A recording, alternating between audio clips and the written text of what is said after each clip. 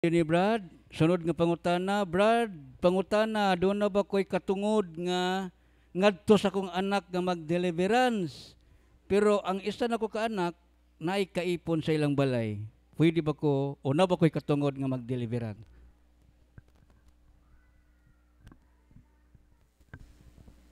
Ang una, sa ato mga tok, ang unahon niya to pagligon, ang kanang moral nga kawan sa atong anak. Wag unsa man ang magsige tag deliverance kung dili wa na sila plano magpakasal. Mo na balik ta, ang pinaka number one, ang pinaka the best nga paunang depensa ang maong pag-ilawom sa mga sakramento. Kay kaning imong anak, imo mang yun ang kagalingong anak, ikaw may dunay dako kaayong katungod, dunay dako kaayong otoridad nga mo amuma sa atong mga anak. Kaya kita may paninglan mo nang magsugad, mao na ni magsugod ang atong threefold mission. Mission na nato. Nanadawat na to sa bunyag, paghahari, pagkapari, pagkapropeta. Basi mao pa na atong mission nga kita mismo mo sangyaw mo tudlo sa atong kaugalingong anak. Magsugod man yun na sa atong kaugalingong kanang sakop sa panimalay ang atong pagtudlo. Lisod pag manudlo ta laing tao niya sa atong kaugalingong panimalay di ka tudlo mo nang pinakanindot unahon nato pagpailaw ang atong sakop sa atong panimalay ngadto sa mga sakramento. Na baliko na ko ha, pinaka-importante ang sakramento. Kay si Kristo ang naghatag og grasya na ex opere operato. Kung mailawom na sila sa sakramento, i-encourage nila ang pagpakasal. Di kay maingon ka nga i-deliverance sa kanako, pwede nagdili ka kaslon pagkadakong sayop yun ana. E nga naman, unahon nato ang sakramento. Paghuman sa maong sakramento, paghuman sa maong kasal, imo silang pahimangnuan og sakto, katong mga anak nimo, anak na isunod, ang depensa sa kagulingon niya, pag-deliverance. Ikaw may mismo mo deliverance sa atong mga anak, kita, mga ginikanan, kay nga naman, naaman nato ang gitawag og natural authority. Mga tubag. Okay, Brad, daghang salamat. Dito sa bro, dito sa bro. Dito sa ka. Ako ra kang tawagon. Kay naka-distract. Naka-distract ka sa open forum. Okay, dugang pangutana, Brad. Matud pa din mga Katoliko, attention. Asa mabasa sa Biblia nga ang birthday ni Jesus Christ December 25. Palihog ko og hatag og detalye kay supak ang taga Jehovah Witnesses. Kanang pagtalunan nga asa mabasa, iyan na sa laing tinuhuan. Kita mga Katoliko, ayaw adap ana, ayaw pugtuuan na ilang mga pagtalunan. Nga naman, unang-una, kanang December 25, kanang kalendaryo nga atong gigamit, na ba kalendaryo ani? Gregorian calendar na. Sa ato pa Pope Gregory, Santo Papa sa simahang Katoliko, ang gagamaan ng maong kalendaryo ha. Mao nang kita jo kahibaw kanang sa birthday ni Kristo. Kanang lain tinuan wa na sila kahibaw kanang sa birthday ni Kristo. Kamo sila mo tuo. Mao na ang Biblia, kining Biblia nga ilang gigamit, mangutana sila asa mabasa, mubalik ta. Kining Biblia nga atong gigamit, ang simbahang Katoliko gihapon agu-compile ani. Mao na balik ko ha, dili ta mo tuuan mo ingon sila asa mabasa kay ang dunalay dakong katungod nga muhubad sa maong Biblia, ang muhubad sa maong pagtulunan sa Biblia, mao ang simbahang Katoliko kay mao man ang gagama, mao may ga-compile sa Biblia. Mao na ang Biblia dunay Catechism of the Catholic Church na siya partner. Ha, simbahang Katoliko mao lamay bugtong nga makahubad. Sa pangutana nga asa mabasa December 25, dili ta nang mabasa sa Biblia, tuhuan na to.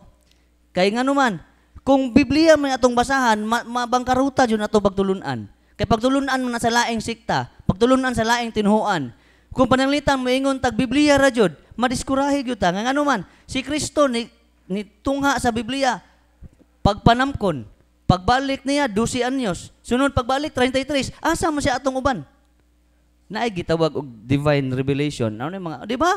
Mao nang ari ta mangutana sa simbahang Katoliko mga maoy tag-iya sa Biblia. Klaro kayo ang December 25 December 25, Pasko, si Kristo na tao, Gregorian calendar, klaro yun na. Nya unsa may nakabutang diha? Holiday, Christmas Day. Ang pangutana, tagae ko kalendaryo nga dili December 25 na tao si Kristo. Mao na tubag. Okay. Dugang pangutana, Brad. Matud pa ni Brad. Nag-ingon tong Katoliko sa ako. Nag-ingon tong Katoliko, bro, na dili ta mo worship ni Mama Mary o sa mga santos. Pero nganong naman tayo mga imahin sulod sa simbahan, gani muluhod patan nila. Please clarify ani nga topic. Ato ning klarohon mga igsoon nga kining word nga worship duha na ka klase. Og ari ta sa Greek dunay gitawag nga tog latria og dulia. Dili na parihag gibugaton. Unsa man ang latria? Worship due to God alone, mao nang adoration. Pagsimba ngadto sa Dios nga magbubuhat. Ang dulia sa in English na siya veneration, pagtahod. Sa to pa, wa na magpasabot nga gipaka Dios, gitahod lang. Kanang for example, ning amen ka sa imong papa. Buot ba ipasabot nga kana nga klase sa pagtahod Dios na ang imong papa? So mao na nga ang veneration o adoration lahi kayo nagkalainan. Ang Dios adoration nga matang sa pagsimba ang atong gipakita. Ang mga santos o si Santa Maria veneration gitahod. Ingani ragod na ang analogy ana, ang adoration atong gipasidunggan ang panday. Ang veneration atong gi-appreciate ang balay nga hinimo sa panday. Karon, ug ikaw panday, mahiubos ba ka kung akong daygon ang imong gigama nga balay? Buang-buang nga po ka nga pagkapanday ug masuko kag daygon na ho ng imong ginama nga nindot man gyud kayo. Mao nga di mahitabo nga mahiubos ang Ginoo kung atong daygon ang mga santos kay siya may gagamang santos anang mga tawana. Kay kung di siya moangay nga daygon ang mga santos, wala lang unta siya magamag santos. Aron di na to siya daygon. So ang pagpasidungog sa mga santos, maoy pagpasidungog sa Dios nga maoy naghimo nilang santos. So nganong naamantay larawan sa mga santos? Tungod kay kabubuton man na sa Ginoo. Ari ta sa Old Testament, nya mo lahos ta sa New Testament. Diha sa Ezekiel 41:17. Ang templo sa Dios, ang bungbong sulod sa templo, gikan sa salog hangtod sa ibabaw sa pultahan, gikulitan og mga larawan. May larawan sa mga keruben, ang hulagway sa mga pelmera, ug may duha ka nawong, ug may nawong usab sa tao. So, naman lagi nawong sa tao, unsa man ning tawhana? Tao nga balaan. So mao na mga igsoon, ug atong basahon ang Biblia, Ezekiel 41:17, ang templo sa Dios naay mga imahen sa mga santos. Karon, timaan di ay nga tinuod ni nga templo naay imahen. Sudlan ang ilang simbahan ang uban ngano mura man nagbudiga, ngano mamanay larawan. Nga ang giingon sa Biblia nga ang templo sa Dios napuno sa mga larawan, ba? Ang bungbong sulod sa templo gikan sa salog hangtod ibabaw sa pultahan gikulitan og mga larawan. Umingon, Old Testament man abrad, areta sa niyo. Diha sa Hebreo 9:4. Di ba si San Pablo, ningingon siya nga kining mga larawan sa mga keruben, nagtimaan sa presyensya sa Dios. Musupak deta na. So ingani manggod mga igsoon, ang atong mga igsoon nga di Katoliko, mubasag Biblia selective, maoray pilion tong pabor nila, pero katong supak kanila lakpawan, pero kita may tag-iya sa Biblia, atong dawaton tanan ug atong hubaron sa saktong hubad kay aron dili masayop ang atong pagtuo. Mo titubag. Okay, time check, 11:43. So 2 minutes more. Katapusan nga pangutana, pero dili kaminusan. Matud pa rin ni Brad, good EM ninyong tanan. Matud pa ninyo, hatagan nato ang mga badyaw, kay luoy kayo gasuri-suroy. Dabi kaning ubang reliyon, Brad, nga nagsuroy-suroy po na ngayon kwarta, ato ba na silang tagaan?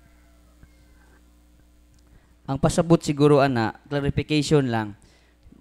San Mateo 25:35. Ato basahon. Kay gigutom ako inyo akong gipakaon, giuha ako inyo akong gipainom, unya dili ninyo ako kailapan inyo akong gidawat sa inyong balay. Pangutana kwarta ba, kung doon ako ni mangayo, nga luoy kayo, hataganan jud kaayo, mo yung hatagan, unsa may giingon ni Kristo? Kung gigutom ako, inyo akong gipakaon, wa ang inyong taga kwarta. Di ba? O badyaw, ngayo magkwarta, unsa may sugo ni Kristo? Pakana, palitig ban, palitig, pakanon, dadon ni mo Jollibee, dadon ni mo kundi kay tagaan ni mo kwarta. Kay mo may sugo ni Kristo. Inyo akong gipakaon, giuhaw ako, inyo akong gipainom, palitig tubig, ayo soft drinks, makadaot man to. Paiton ni mo soft drinks, way sagol, way pagkaon, ma-hyper po to. Muna nga, mao siguro pasabot ato, nya ang clarification ani, dili kuno ta mangayo, dili kuno ta mohatag sa mga dili Katoliko, kaubang Katoliko. Ani ha, taklarohon nato. Ang Beatitudes kining pag-amuma sa mga kaluluoy, kining mga pobre, mag-agad sa atong intensyon.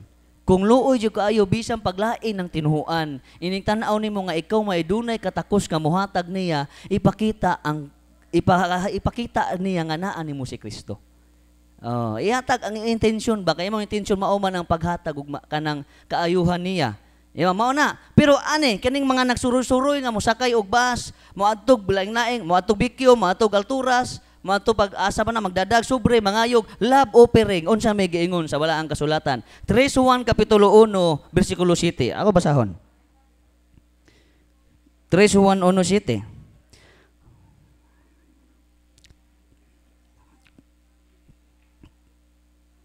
bersikulo 1:7 kay ang tuyo sa ilang pagpanaw mauman ang pag-alagad kang Kristo wala sila mudawat o ginabang gikan sa dili magtotoo. Sa ato pa dili ta mohatag og ginabang sa dili nato kaubang relihiyon. Dili ta mohatag og mga hinabang kung di nato kauban, kung di Katoliko. Kay ngano man kung kanang mga tawhana tagaan nato ginabang moingon sila love offering mo sakay-sakay bus basig makasuway mo niya, iniguli ninyo, sakyan mo pastor, may love offering, unya makapalit nagdakong speaker, unya ang doktrina sa laing tinuhuan, dauton ang langit nung inahan nga Birheng Maria, dauton mga sibahang Katoliko, tablara, nga nitugo, ni kanang tablara, nga niuyon ka, nga dauton ang simbahang Katoliko. Unsa man dituyo, nga nung kwarta man ang ilang gipangayo. 1 Timoteo 6:5, anong basahon? 1 Timoteo kapitulo 6, bersikulo 5. Musangpot usab kini sa walay hunong nga panaglalis sa mga tao nga dili magkasabot ug wala na magbaton sa kamatuoran. Nagdahom sila nga ang relihiyon usa ka paagi sa pagpadato. Wala klarohon nato ang Beatitudes ihatag nato pagkaon, mainom, dili kwarta. Makadawat tag merito pinaagi ni ana. Kining kwarta nagay pangayoon, usa na kaagi, usa na sa kapaagi sa pagpangdato, taktika na sa atong mga kaaway. 1 Timoteo kapitulo 6 bersikulo 5. Mao tong tubag.